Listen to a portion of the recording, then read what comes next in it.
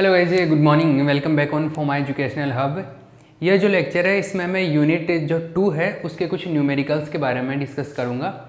और तो हम लोग न्यूमेरिकल्स को डिस्कस करते हैं। उससे पहले जैसे न्यूमेरिकल्स में काम में आने वाले जो फॉर्मूले हैं उनके बारे में बात करते हैं। तो स्पेशली मैं जैसे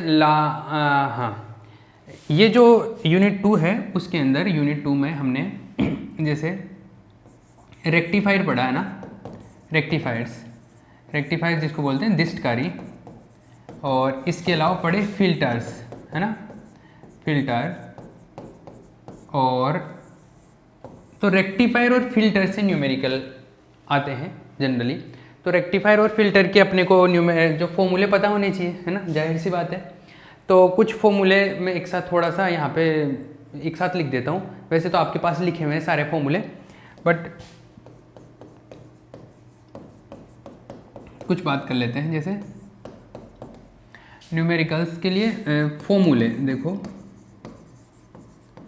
फॉर्मूले हाफ वेव रेक्टिफायर के लिए और कुछ फॉर्मूले होते हैं फुल वेव रेक्टिफायर के लिए। तो हाफ वेव रेक्टिफायर के लिए जैसे मैं आई डी सी की बात करूं, डी सी या आई एवरेज की, तो वो होता है आई मैक्सिमम बाई पाई, है ना, यही होता है। और इसके अंदर जो होता है आई डी सी या I average that is 2im by pi, I think ये करेक्ट है ना। और आई आर एम एस जो होता है, आई आर एम एस वो होता है आई एम बाई 2। और इसमें जो आई आर एम एस होता है वो होता है आई एम बाई √2, ये होता है ना। ये V के लिए भी अप्लाई होते हैं, ये जो सारे फॉर्मूले V के लिए भी अप्लाई होते हैं। V जो होता है मतलब जैसे अगर मैं बात करूं वोल्टेज की, तो V DC या V एवरेज जो होता है वो भी होता है क्या, VM बाई पाई, वो V में आ जाएगा। और अगर VRMS की बात करूं तो वो आ जाता है VM बाई 2। यहाँ पे भी सेम चीज़ है कि अगर V DC की बात करूं या V एवरेज की बात करूं तो वो क्या होगा 2VM बाई पाई। और यहाँ पे VRMS की बात करूँ तो वो क्या होगा VM बाई √2। तो ये जो फॉर्मूला है वो दोनों के लिए अप्लाई होता है, वोल्टेज के लिए भी होता है, करंट के लिए भी होता है, ठीक है। इसके अलावा एक आधा और फॉर्मूला अगर मैं बात करूँ एफिशिएंसी का, एफिशिएंसी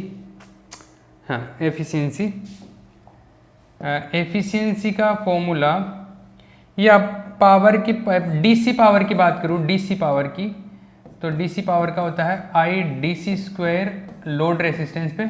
और एसी पावर जो होती है वो होती है आई RMS का स्क्वायर, और यहाँ पे आता है R प्लस RL, ऐसा होता है एसी पावर। ये तो दोनों में सेम ही होता है, इसमें भी यही होता है PDC I square DC RL और PAC I square RMS R plus RL, ये होता है ना। और इसके अलावा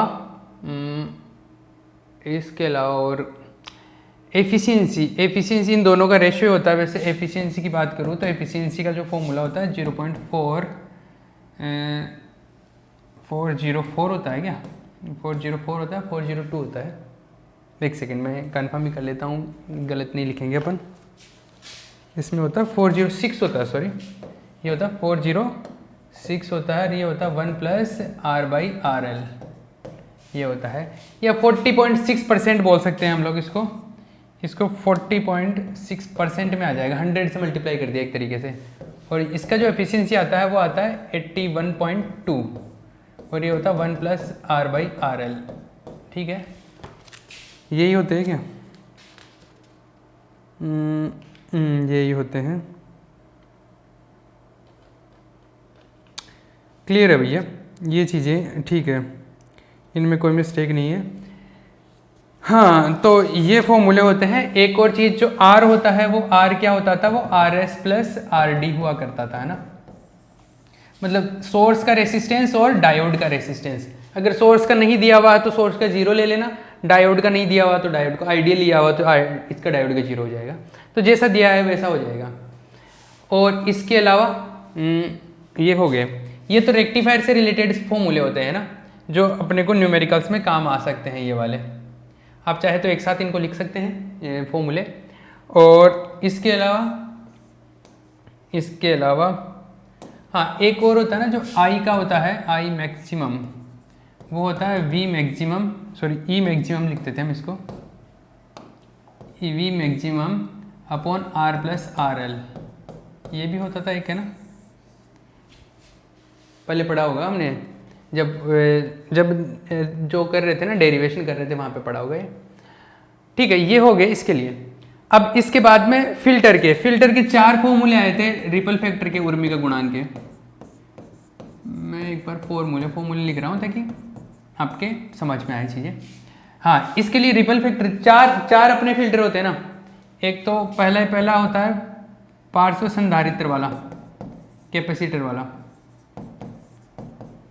वाला अगर बात करूँ तो कैपेसिटर का जो फॉर्मूला होता है रिपल फैक्टर का, वो होता है आपका RL अपॉन 2√3, सॉरी ये होता है, ये अर्ध तरंग दिष्ट कार्य के लिए 2√3 FRLC ये होता है एक तो, ये हाफ वेव रेक्टिफायर के लिए होता है। और फुल वेव रेक्टिफायर के लिए ये इसका मतलब आधा हो जाता है, FRLC, ये फुल वेव रेक्टिफायर के लिए होता है। ये तो संधारित्र के लिए होता है, कैपेसिटर वाले के लिए होता है शंट कैपेसिटेंस जो पहला पढ़ा था। फिर वो प्रेरकत्व वाली के लिए बात करते हैं, श्रेणी प्रेरकत्व इसको बोलते हैं क्या, इंडक्टेंस वाला, इंडक्टेंस। इसका जो रिपल फैक्टर आता है वो है आपका, इसका हम लोग केवल फुल वेव के लिए कैलकुलेट करते हैं, और फुल वेव के लिए हमने जो कैलकुलेट किया था वो आया था RL/3√2 ओमेगा एल। देखो आपको इनके लिए कुछ बोले नहीं ना, तो आपको केवल फुल वेव वाला डायग्राम बना देना और उसके लिए पूरा सोल्व कर देना, ठीक है।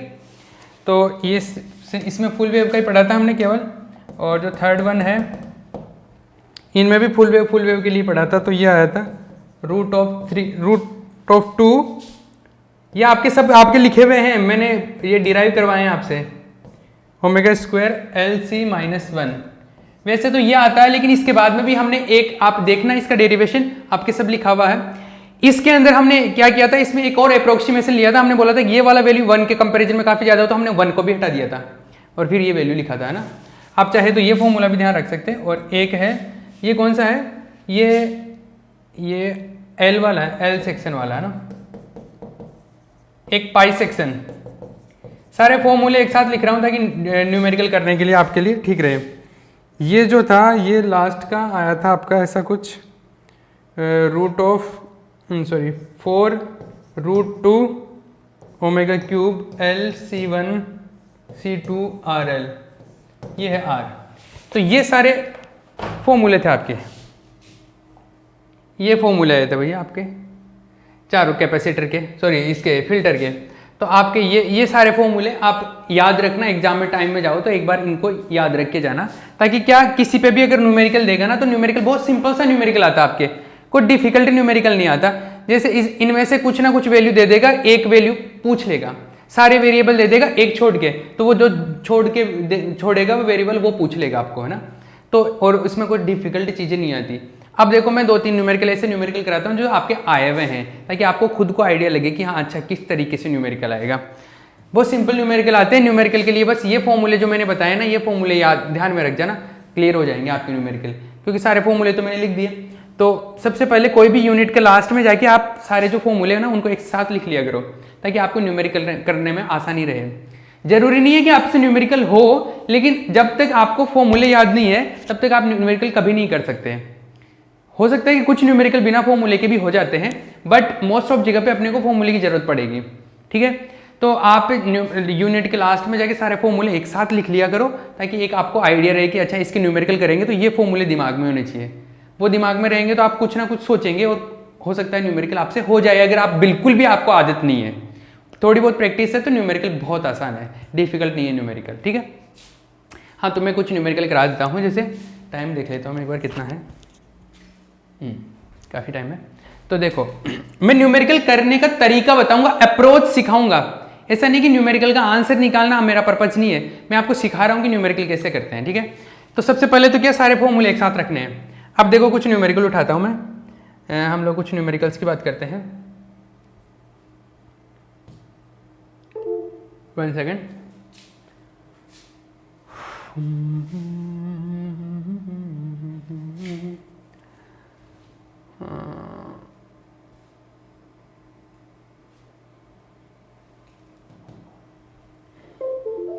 हाँ देखो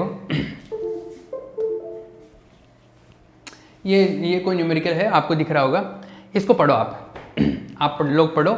इंग्लिश में भी लिखा हुआ है, हिंदी में भी लिखा हुआ है, और फिर मैं पढ़ता हूँ। देखो न्यूमेरिकल पढ़ने का भी एक तरीका होता है, ऐसा नहीं कि पूरा न्यूमेरिकल एक साथ पढ़ लिया। जैसे जैसे इन्फॉर्मेशन लिखी हुई है ना, वैसे वैसे उसको कलेक्ट करते जाओ। लिखा हुआ एक अर्ध तरंग डिस्चार्ज में 40 वोल्ट शिखर मान, 40 वोल्ट शिखर मान, मतलब वोल्टेज का मैक्सिमम मान कितना है, 40 वोल्ट है, मतलब वोल्टेज का मैक्सिमम वैल्यू कितना है, 40। अब देखो ये इंग्लिश में लिखा हुआ 40 वोल्ट पीक वैल्यू, तो 40 वोल्ट है तो वोल्टेज क्या होगा, तो वोल्टेज का कितना वैल्यू गिवन है, 40। तो देखो मैं लिख रहा हूँ यहाँ पे वोल्टेज का वैल्यू लिख रहा हूँ मैं, एक सेकेंड कहाँ गया वो, वोल्टेज का वैल्यू, वोल्टेज का वैल्यू है मैक्सिमम कितना है, 40 वोल्ट, ये लिख लिया। ये सॉल्यूशन स्टार्ट हो रहा है, एक इन्फॉर्मेशन लिख ली। अभी मैंने आधी लाइन पढ़ी है, जितनी पढ़ी है उतना लिख लिया। आगे तो हमें ये भी नहीं पता कि आगे होगा कि नहीं, लेकिन जैसे पहले डेटा तो कलेक्ट करो।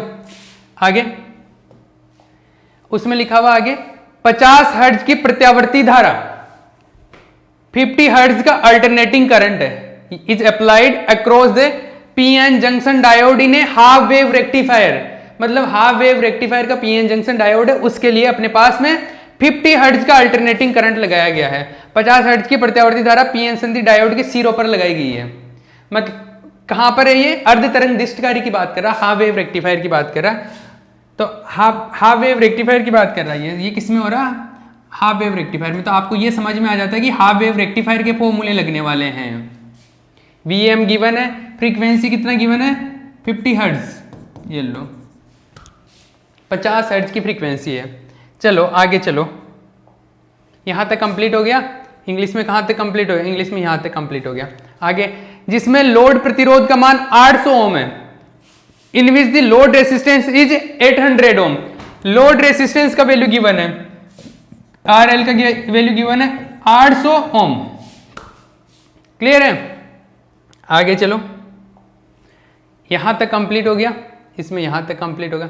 तथा डायोड का अग्र प्रतिरोध, डायोड का प्रतिरोध दिया हुआ है, and the forward resistance is 8 ohm of diode.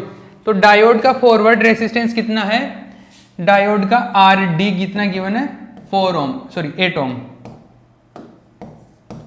8 ओम, 8 ही है ना, हाँ 8 ओम ही लिखा है मैंने, हाँ 8 ओम ही भैया, 8 ओम, ठीक है। आगे बात करें, ये इतना इंफॉर्मेशन गिवन है, तो अपने को पहले क्या क्या गिवन है वो पता करना है कि अच्छा ये तो दिया गया अपने को, ये इंफॉर्मेशन अपने पास है। अब पता क्या करना है, फाइंड आउट क्या करना है वो देखते हैं। हमारे को फाइंड आउट करना है धारा की औसत तथा वर्ग माध्य मूल मान, एवरेज वैल्यू मतलब डीसी, और आरएमएस वैल्यू कैलकुलेट करना है।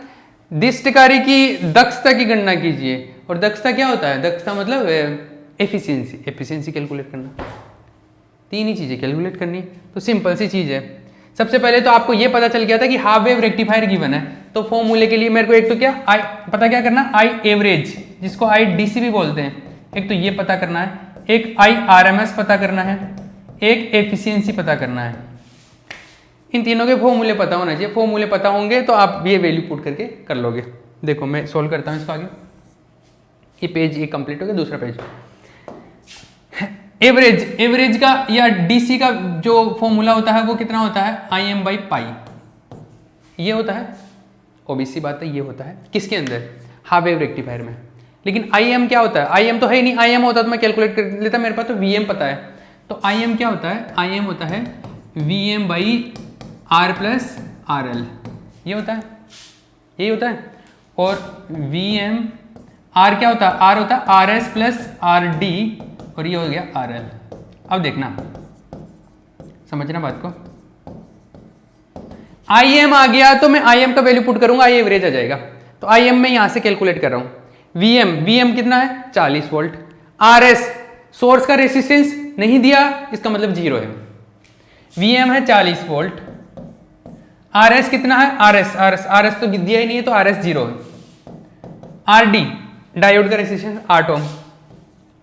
Are L load resistance 800। ठीक है, तो ये कितना आ गया 40/808 आ गया है ना। आई एम ये आ गया, ये एम्पियर में जो भी करंट आया। ठीक है, ये कैंसिल आउट होगा, तो ये 4 अगर 800 भी लेता हूँ तो ये 4/80 बच जाएगा, मतलब 1/12। तो 1/12 ये करीब करीब 50 मिली एम्पियर के अराउंड आएगा। ये जो भी है ये वैल्यू आ गया है ना। कैलकुलेशन से जो भी आपको गुणा भाग करना आता है वो मेरे से बेटर आता है, वो कर लेना आप। मेरा पर्पज है आके आपको मैं ये सिखाऊं कि वैल्यू कैसे पुट करना है, ये कहाँ से उठा के लेके आना है। आई एम आ गया, आई एम का वैल्यू यहाँ पर पुट करोगे, आई एवरेज आ जाएगा। सिंपल सी बात है, आई एम आ गया तो I average is equals to I, ये आ गया आई एम का वैल्यू 808/पाई, बस ये आई एवरेज आ जाएगा। वैल्यू पुट कर देना, आई एवरेज आ गया। आई आर एम एस क्या होता है, आई आर एम एस क्या होता है, I am by 2, I am है बाई 2 कर देना बस। ये इसका आई, ओह शिट, देखो आई एम है क्या है 40/808 है ना, और इसका वैल्यू है 2, तो ये कितना आ रहा था 50, ये करीबन 25 मिली एम्पियर के अराउंड आएगा, जो भी है, पर आंसर आ जाएगा यहाँ से। आई आर एम एस आ गया। एफिशिएंसी कैलकुलेट करनी है, एफिशिएंसी का भी फॉर्मूला लिखवाया था 0.406 या 40.6% मान लो आप, परसेंट में अगर बात करो तो इफ़ यू परसेंट में आ गया, और नीचे आता है 1 + R/RL, ये होता है, तो 40/6 1 + R क्या होता है RS + RL, ये होता है, sorry RS + RD, RS + RD/RL। RS तो 0 है, RD पता है, RL पता है, सबका वैल्यू पुट कर दो, एफिशिएंसी आ जाएगी। प्रॉब्लम कहाँ आ रही है, कोई प्रॉब्लम नहीं है। तो सबसे पहले तो आपको क्वेश्चन को पढ़ना आना चाहिए। अगर किसी को सही तरीके से क्वेश्चन पढ़ना आता है, रीड करना सही आता है ना, तो आप क्वेश्चन को सही तरीके से अप्रोच कर सकते हो।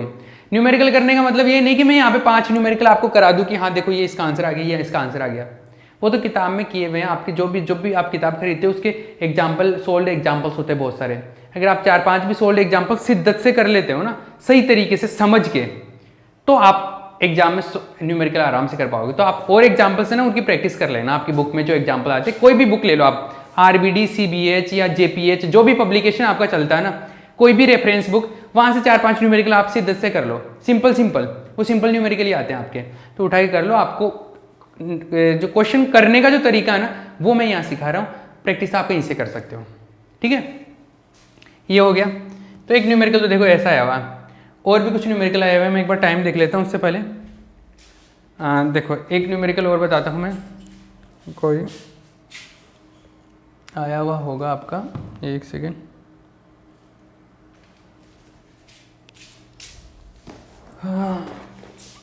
देखो न्यूमेरिकल की अगर बात करें,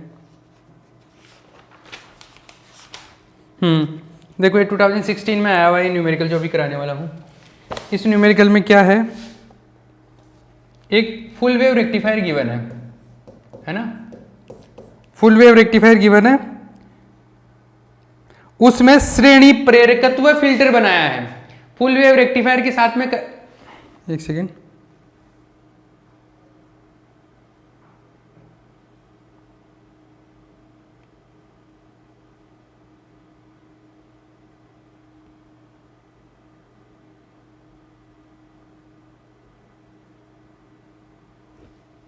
एक सेकेंड, अभी हमने फॉर्मूले लिखे फिल्टर के।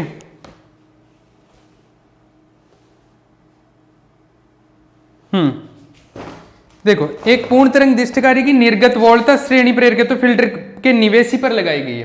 अभी मैं जो बोल रहा हूँ उसको इंग्लिश में मीनिंग ऐसा है कि एक सीरीज का जो फिल्टर होता है ना, सीरीज में रिएक्टेंस सॉरी क्या बोलते हैं इंडक्टेंस लगा रहे हैं हम लोग सीरीज के अंदर, तो वो फिल्टर बना रहे हैं फुल वेव रेक्टिफायर के साथ में, और उसके अंदर गिवन है फ्रीक्वेंसी गिवन है, इनपुट फ्रीक्वेंसी जो है वो है कुछ फ्रीक्वेंसी गिवन है 50 हर्ट्ज, जो गिवन है उनके बारे में बात कर रहा हूँ। 50 हर्ट्ज का फ्रीक्वेंसी गिवन है और लोड रेसिस्टेंस गिवन है 100 ओम, आरएल कितना है 100 ओम है।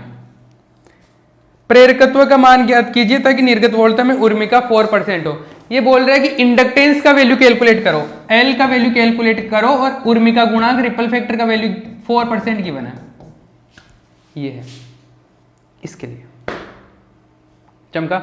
अब देखो इसका एक फॉर्मूला अपने को पता होता है, और जो इसका फॉर्मूला भी ये लिखा था हमने, फॉर्मूला क्या लिखा था हमने, फॉर्मूला जो लिखा था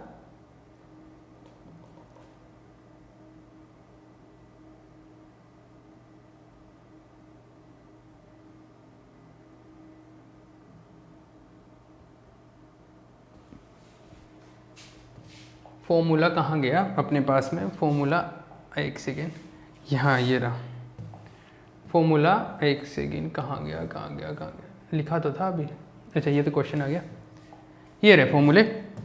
तो ये देखो हाफ वेव सॉरी इसके लिए इंडक्टर कॉइल के लिए ये लिखा था हमने, ये सीरीज इंडक्टेंस वाले, ये फॉर्मूला था, ये फॉर्मूला वहाँ पे पुट करता हूँ, RL/3√2 omega L, RL/3√2 omega L.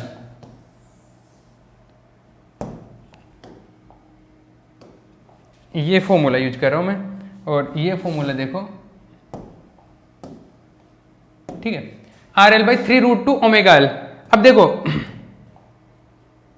अपने पास पता है RL का वैल्यू पता है, 3 का वैल्यू तो सॉरी 3√2 ये तो मैथमेटिकल वैल्यू हो गया, L का वैल्यू पता करना है, तो मुझे L पता करना है, और इसका वैल्यू एक सेकेंड, इसका वैल्यू किस में गिवन है, मेरे को परसेंट में गिवन है, कितना 4% गिवन है, तो 4% का वैल्यू R का वैल्यू गिवन है 4%, तो 4% का मतलब हो गया 4/100, ये हो गया 100 पे 4% का मतलब RL का वैल्यू है कितना 100, ये हो गया 3√2 ओमेगा, ओमेगा क्या होता है, ओमेगा होता है 2πf होता है, तो ओमेगा का वैल्यू रख दिया मैंने 2πf, f का वैल्यू गिवन है 50 इंटू बच गया L, तो L तो पता करना है, L पता करना है, तो ये आ गया 100/3√2 इंटू 2π इंटू 50 इंटू 4/100, ये 100 ऊपर चला गया तो ये आ गया 100, ये आपका वैल्यू आ गया, जो भी आपने वैल्यू कैलकुलेट किया, तो ये R का वैल्यू आ गया, ठीक है। ये फुल वेव रेक्टिफायर के लिए, तो ये कुछ भी तो नहीं गिवन, आपको बस ये फॉर्मूला अगर पता है तो एक वैल्यू पूछा L पूछा है, हो सकता है कई बार L दे दे R पूछ ले, हो सकता है कई बार फ्रीक्वेंसी पूछ ले, ये सब गिवन हो, तो कुछ ना कुछ एक वैल्यू देगा, बाकी के मतलब एक वैल्यू पूछ लेगा, बाकी के वैल्यूज गिवन होंगे, तो आपको वो फॉर्मूले पता होनी चाहिए, सीधी सी बात ऐसी है। और भी कोई न्यूमेरिकल अगर मैं ढूंढूँ इसमें से, तो अगर और कोई न्यूमेरिकल इसमें हम देखें तो देखो एक न्यूमेरिकल और है इसमें, जैसे हाँ एक न्यूमेरिकल है, ये 2018 में आया हुआ, 18 में आया हुआ है, मैं टाइम देख लेता हूँ, 5 मिनट हुए तो अपना न्यूमेरिकल कंप्लीट हो जाएगा, हाँ हो जाएगा। ये आपको कुछ नहीं, बस ये फॉर्मूले ध्यान में रखने हैं, ये फॉर्मूले, तो इनमें सारी वैल्यूज गिवन होंगे, एक वैल्यू नहीं पता होगा अपने को, तो आपको जो भी L सेक्शन फिल्टर बोलेगा या आपको फिल्टर का नाम बोलेगा, तो फिल्टर का नाम बोलते आपको फॉर्मूला लिख देना वहां पे, ठीक है, फॉर्मूला लिख दिया, उसके बाद में उनमें से सब वैल्यू गिवन होगा, एक वैल्यू नहीं पता होगी। हाँ और दूसरी चीज यहाँ पे देखो, अभी हमने जो काम में लिया था फ्रीक्वेंसी का भी ध्यान रखना, ये जो एफ फ्रीक्वेंसी आता है इसका वैल्यू जो आता है, इसका जो यूनिट आता है उसको हर्ट्ज में आता है। ओमेगा को वैसे तो एंगुलर फ्रीक्वेंसी बोलते हैं, कोणीय आवृत्ति, लेकिन जनरली फ्रीक्वेंसी लिख देते हैं इसको भी, पर इसका जो यूनिट आता है वो आता है रेडियन पर सेकंड में। तो कई बार आवृत्ति लिख के ऐसा दे दिया जाता है जैसे 50 रेडियन पर सेकंड ऐसे बोल देता है। तो आपको यह पता रखना है कि ओमेगा गिवन है कि एफ गिवन है। वो कैसे पता करोगे, वो आपको ऐसे पता रखना है कि आपको यूनिट हर्ट्ज गिवन है कि रेडियन पर सेकंड, तो उससे आपको यह पता चल जाएगा कि ओमेगा दिया गया है या एफ दिया गया है, ठीक है, ताकि आपको यहां पे पुट करने में प्रॉब्लम नहीं हो, ठीक है, ये थोड़ा सा कन्फ्यूजन रहता है लोगों को, तो वो यूनिट से पता रख लेना, या तो हर्ट्ज होगा या पर सेकंड भी होता है इसका, पर सेकंड, इसका रेडियन पर सेकंड होता है, ठीक है, ये चीज़ है। तो ये 4 फॉर्मूले 5 फॉर्मूले जो फिल्टर के, वो भी ध्यान रखना, एग्जाम टाइम में यही काम में आएंगे, ले जाके डायरेक्ट दिमाग में छाप लेना, और वहाँ पे जैसे जो भी पूछे उसका फॉर्मूला लिखो सबसे पहले, तो उसमें क्या क्या दिया गया है वो लिख लो, क्या नहीं पता है वो लिख लो, आ जाएगा आंसर, ठीक है। ये वैल्यू कैलकुलेट करना बड़ी बात नहीं है, ये तो गुणा भाग है, ये तो मल्टीप्लिकेशन डिवीजन, ये तो सबको आता है, ये तो आपका बेसिक फंडामेंटल है, ये मैं नहीं सिखाऊंगा, ये तो जितना आपका स्ट्रॉन्ग है वो आप पे डिपेंड करता है कितना स्ट्रॉन्ग कर रखा आपने। हाँ, नेक्स्ट न्यूमेरिकल की बात कर रहे थे हम लोग, एक और न्यूमेरिकल की बात करते हैं। एक जैसे एक ट्रांजिस्टर पे न्यूमेरिकल गिवन है, एक डायग्राम गिवन है न्यूमेरिकल ट्रांजिस्टर का, और एक सर्किट गिवन है, और ये सर्किट कुछ ऐसा है, देखो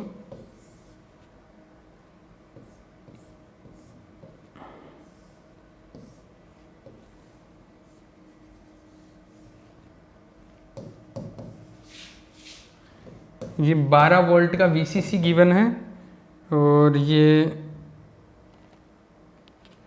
B है, ये E है, और ये IC है, और ये RC है, ये RC है। इसका वैल्यू है 47 किलो ओम, इसको RB बोल रखा है। ये 10 वोल्ट की बैटरी है, और इसको VBB बोल रखा है, ठीक है। ये है, पूछा क्या गया है, इसमें कुछ तो डेटा गिवन है, इसमें डेटा क्या गिवन है, इसमें गिवन है VBE का वैल्यू गिवन है कितना 0.7, और बीटा का वैल्यू गिवन है 50, ये 2 वैल्यू गिवन है। और पूछा क्या गया है, Q पॉइंट पूछा गया है, Q पॉइंट प्रचालन बिंदु का मान पूछा गया है, Q पॉइंट का वैल्यू पूछा गया है। अपने पास 2 मिनट है, देखो 2 मिनट में इसको फटाफट करें। Q वैल्यू पूछा है, Q वैल्यू क्या होता है, मैंने आपको सिखाया था, Q का मतलब होता है VCE और IC का वैल्यू पता करना है आपको, VCE और IC का वैल्यू, तो VCE और IC का वैल्यू पता करना है, ये जो भी दिया गया है उसके हिसाब से। तो मैं पता करूं, देखो बीटा क्या होता है, बीटा होता है IC अपॉन IB, ये बीटा होता है। अगर मुझे बीटा पता है, IC पता करना है, तो IC आएगा बीटा IB। अगर मैं IB पता कर लूँ तो मुझे IC मिल जाएगा क्या, तो IB पता कर लो। IB के लिए जैसे मान लो मैं इसके अंदर एक इक्वेशन, ये इसमें एक लूप बना के KVL लगा दूँ, तो देखो ये प्लस है ये माइनस है, इधर से करंट जाएगा IC से अंदर जाएगा, ये बाहर निकलेगा, ये IB है, IB देखो ये IC अंदर दिया हुआ है, यहाँ से ये डायरेक्शन गिवन है कि ये अंदर है, IC अंदर है तो IB भी अंदर होगा, IB बाहर हो जाएगा।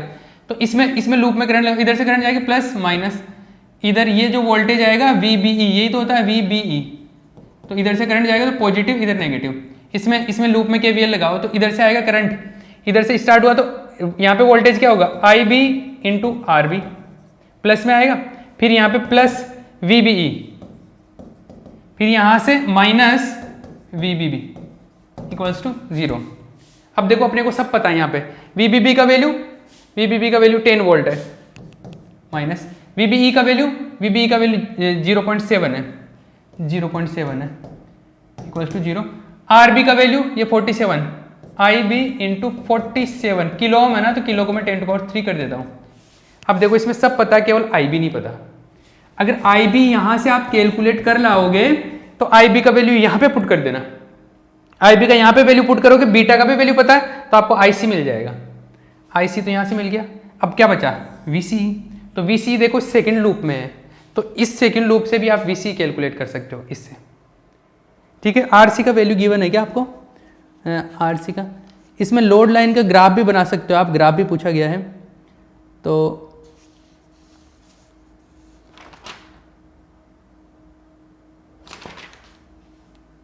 RC का वैल्यू आपको, RC का भी वैल्यू गिवन है, इसको 1 किलो ओम वैल्यू गिवन है, इसका 1 किलो ओम। तो ये जिस तरीके से कैलकुलेट किया उसी तरीके से इसमें आप कैलकुलेशन करना और आपको VCE का वैल्यू मिल जाएगा यहाँ से, ठीक है। तो ये लोड लाइन के लिए है। नेक्स्ट जो एम्पलीफायर वाला है उस चैप्टर में इस टाइप के और भी क्वेश्चंस करेंगे, तो ये इस क्वेश्चन को आप कंप्लीट कर सकते हो। आईसी आ गया, वीसी कैलकुलेट कर लेना, ठीक है, ओके।